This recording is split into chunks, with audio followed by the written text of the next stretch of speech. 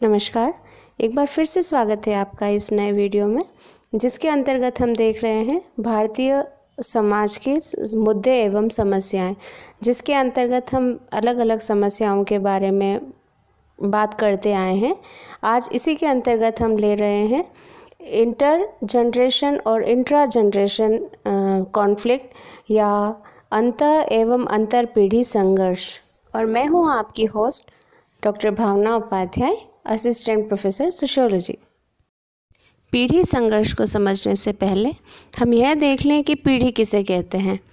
पीढ़ी एक ही युग में उत्पन्न व्यक्तियों का समूह है, जिसका औसतन समय माता पिता के जन्म और उनकी संतान के जन्म में मोटे रूप में 30 वर्ष के अंतराल का स्वीकृत किया जाता है।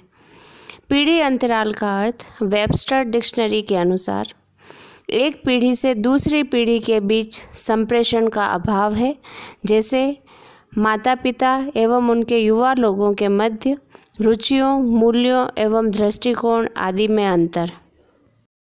समाज में जन्म लेने वाले बच्चे जब युवा हो जाते हैं तो वे एक नई पीढ़ी का निर्माण करते हैं, और एक समय बाद जब उनके बच्चे युवा बन जाते हैं तो दूसरी पीढ़ी का निर्माण होता है। इस तरह आयु के आधार पर 20-25 वर्ष के अंतराल में समाज में सामान्यतः 3 पीढ़ियां पाई जाती हैं: युवा पीढ़ी, प्रौढ़ पीढ़ी और वृद्ध पीढ़ी। पीढ़ी संघर्ष मुख्यतः किशोर और उसके माँ बाप के मध्य रहता है। जैसे जैसे किशोर बड़े होते जाते हैं, उनके अपने माता पिता और परिवार से संबंध खराब होते जाते हैं। इसमें दोष दोनों का ही होता है। प्रायः बच्चे की योग्यता के बारे में माँ बाप की जो धारणा बन गई होती है, उसमें वे आयु के साथ परिवर्तन नहीं करते, जिसकी वजह से बच्चों के साथ वैसा ही व्यवहार वे बड़े होने पर भी करते रहते हैं। माता पिता बच्चों से अपनी आयु के अनुसार चलने की आशा करते हैं, मुख्य रूप से जिम्मेदारियों को संभालने के संबंध में। यही दोनों के मध्य संघर्ष का कारण होता है।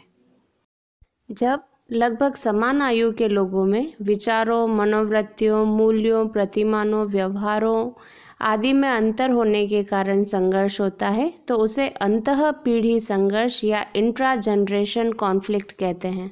जैसे 2 विद्यार्थी समूह, 2 खेल की टीम के बीच संघर्ष, 2 विभिन्न पीढ़ियों या पुरानी पीढ़ी और नई पीढ़ी के बीच विभिन्न क्षेत्रों में पाए जाने वाले संघर्ष अंतर पीढ़ी संघर्ष या इंटर जनरेशन कॉन्फ्लिक्ट कहलाती है। जैसे माता पिता और उनके संतानों के बीच होने वाले संघर्ष।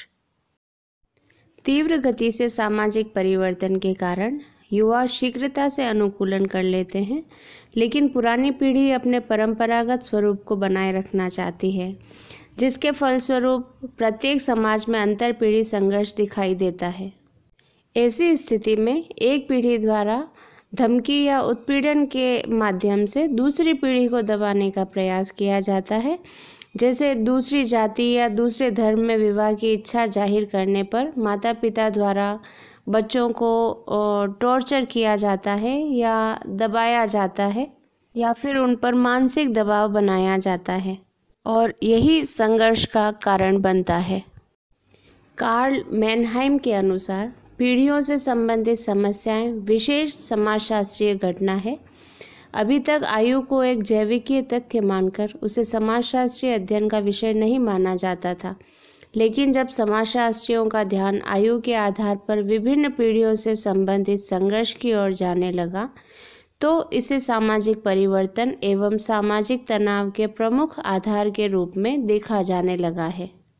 संघर्ष के कारणों को यदि देखें तो अंतःपीढ़ीय संघर्ष के मुख्य कारण के रूप में सामाजिक परिवर्तन को देखा जा सकता है। नगरीकरण और औद्योगिकरण के कारण तेजी से बदलते समाज में जीवन शैली भी परिवर्तित हुई है, जो इससे जितना अधिक प्रभावित हुआ है उतना ही उसमें परिवर्तन दिखाई दिया। जैसे कोई धन को अधिक महत्व देता है तो कोई व्यक्ति के व्यवहार को। ऐसे में एक ही पीढ़ी के लोगों में संघर्ष दिखाई देने लगता है, क्योंकि सबकी विचारधाराएं और मनोवृत्तियां अलग अलग तरह की होती हैं। दामले के अनुसार नई पीढ़ी समाज में अपना एक स्वतंत्र अस्तित्व चाहती है, लेकिन परंपरागत सामाजिक मूल्य इसमें बाधक बनते हैं। यही दशा नई और पुरानी पीढ़ी के बीच संघर्ष भी पैदा करती है। अंतःपीढ़ी संघर्ष का दूसरा कारण है नकारात्मक समाजीकरण। मूल रूप से एक बच्चा अपने परिवार में समाज के मूल्यों एवं प्रतिमानों को सीखता है, जिसे हम समाजीकरण कहते हैं। लेकिन एक समय के बाद स्कूल या कॉलेज जाने पर ऐसे व्यवहार और आदर्शों को अपनाने लगता है जो समाज द्वारा स्वीकृत नहीं होते। ऐसे में अंतःपीढ़ी संघर्ष स्वाभाविक हो जाते हैं। इस संबंध में सोरोकिन कहते हैं, गिरते हुए सामाजिक मूल्य, इंद्रिय परक संस्कृति के प्रति बढ़ता हुआ आकर्षण और व्यक्तिवादी मनोवृत्ति अंतरपीढ़ीय संघर्ष का प्रमुख कारण है। अंतरपीढ़ी संघर्ष का तीसरा कारण है व्यक्तिवादिता। समाज में कुछ लोग व्यक्तिवादी होते हैं, उनके लिए स्वयं के लाभ और हित सर्वोपरि होते हैं। ऐसे लोग दूसरे के हितों और सामूहिक कल्याण को नज़रअंदाज करते हैं, जिससे संघर्ष उत्पन्न होता है। इस प्रकार यदि हम देखें तो अंतरपीढ़ी संघर्ष के कारणों में व्यक्तिगत स्वतंत्रता के प्रति लोगों का झुकाव, पश्चिमी संस्कृति के कारण तेजी से विकास करने की लालसा, इसके अतिरिक्त नाभिकीय परिवारों का महत्व बढ़ना, जिससे कि एकाकी परिवार बढ़ने लगे और सामूहिकता की भावना कम होने लगी, भौतिकवादी संस्कृति का अधिक प्रचलन, जिससे कि संबंधों की बजाय लोग आर्थिक स्थिति को ज़्यादा महत्व देने लगे, परंपरागत शिक्षा के स्थान पर नई और व्यावसायिक शिक्षा में वृद्धि हुई, जिससे कि अपने जो संस्कार हैं समाजीकरण के अंतर्गत जिसे वे सीखते थे वह धीरे धीरे विलुप्त होने लगे, सुखवादी और विलासी जीवन की प्रवृत्ति में वृद्धि होने लगी। इसी कारण नए मूल्यों और विचारों के साथ पुराने मूल्यों और विचारों का सामंजस्य नहीं बैठ पाया और इस कारण अंतरपीढ़ीय संघर्ष उत्पन्न होने लगे। इस प्रकार ये संघर्ष पारिवारिक विघटन पैदा कर रहे हैं, जो कि कहीं न कहीं सामाजिक व्यवस्था में भी परेशानी या दिक्कत पैदा करते हैं। इन अंतरपीढ़ी संघर्ष को दूर करने के लिए ज़रूरी है कि दोनों पीढ़ियों के मध्य समायोजन हो, जैसे कि बदलती भूमिका के साथ में समायोजन कर सकते हैं। किशोर और माता पिता दोनों के लिए आवश्यक है। माता पिता की दृष्टि से देखा जाए तो बालकों से किशोर होने तक वे मध्य वय पर पहुंच जाते हैं, जहां उन्हें शारीरिक और मानसिक रूप से शिथिलता दिखाई देती है और वे अपने बच्चे पर आश्रित होने लगते हैं। दूसरी ओर किशोरों के समक्ष उनका अपना भविष्य है, जिम्मेदारियां हैं, जिनके कारण वह अपने माता पिता का पूरा ध्यान नहीं रख पाता।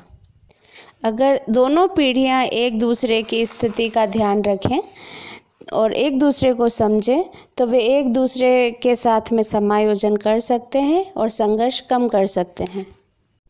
इसके अतिरिक्त दोनों पीढ़ियों के विचारों में भी समायोजन होना चाहिए। अधिकांशतः देखा जाता है कि माता पिता स्वयं को एक आदर्श के रूप में अपने बालक के समक्ष प्रस्तुत करते हैं और जाने अनजाने में उन पर रोक लगाते रहते हैं, जैसे कि तुम्हें इसके साथ नहीं घूमना चाहिए, देर से घर नहीं आना चाहिए। दूसरी ओर युवाओं के समक्ष अनेक चिंताएं, परेशानियां और अपने जीवन को लेकर हो सकती है, जिनके कारण वह धैर्य नहीं रख पाता और उसमें माता पिता की डांट को झेलने की सामर्थ्य नहीं रहती। लेकिन इसका अर्थ यह भी नहीं कि वह समझदार नहीं है या व्यावहारिकता को वह नहीं समझता। यदि इन वैचारिक मतभेदों को भुलाकर माता पिता बच्चों की परेशानियों को देखें, उनसे सहृदयतापूर्ण व्यवहार करें, तो बदलते युग में युवा भी अपने सुख दुख का भागीदार उन्हें बनाएगा और दोनों में समायोजन की स्थिति आएगी। इसके साथ ही युवा और प्रौढ़ों की रुचियों में भी समायोजन यदि हो जाए तो इस अंतरपीढ़ी संघर्ष को रोका जा सकता है, क्योंकि युवा पीढ़ी की रुचियां प्रौढ़ पीढ़ी से भी अलग होती है। वे मित्रता में विश्वास करते हैं। घर से बाहर रहना, पैसे खर्च करना, मनोरंजन के नए नए क्षेत्र देखना, ये उनके कार्य क्षेत्र हैं। जबकि माता पिता की रुचियां इस उम्र तक पहुंचते पहुंचते धार्मिक, कपड़ों के प्रति नकारात्मक दृष्टि, पैसे का महत्व समझना, घर गृहस्थी की चिंता करना आदि रहती हैं।